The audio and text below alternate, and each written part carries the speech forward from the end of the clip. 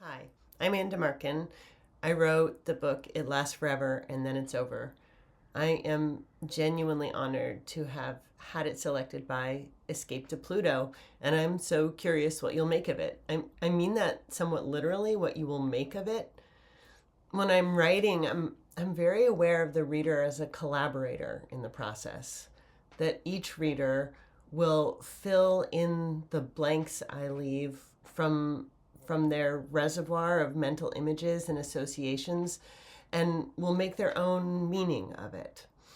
And in this case, because you'll be reading the book translated into a language I don't even speak, the experience is even more strange and wonderful. So much of the writing of this book depended on my intimate relationship to this place, to the coastal Pacific Northwest, where I am now, situated between the mountains and the ocean. I'm always interested in how this affects readers who live in entirely different places with different plants and weather and creatures. In some ways, I think it's odd that I became a writer. I'm very oriented to the physical world, to the world of phenomena, and writing is so abstract.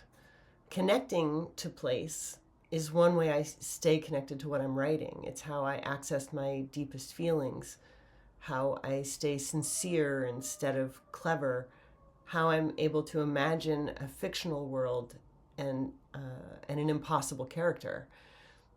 Impossibility is important to me as an artist.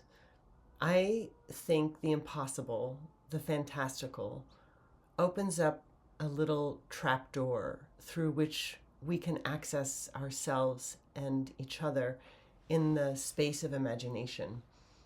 The impossibility of the zombie made it possible for me to think through ideas that I hadn't accessed any other way.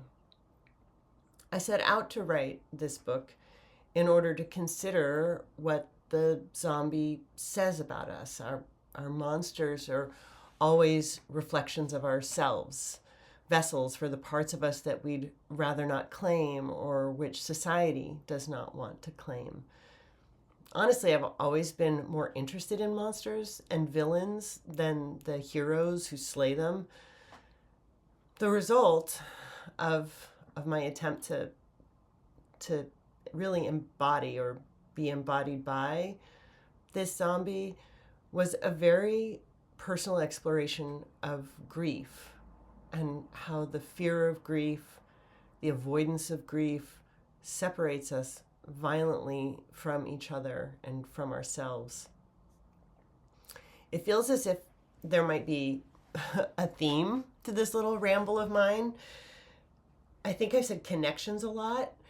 I'm very interested in the fact of our individual sovereignty and our material interbeingness, the immutable privacy of our own experience, and the simultaneous fact that we are contingent on one another. I like to think of these things as mutually true, not paradoxical. And it seems to me that art is a realm where this is not only possible to encounter, to experience this, but maybe essential. And so I'm very happy to meet you, to connect with you in the space of this book. I'm very grateful. Thank you.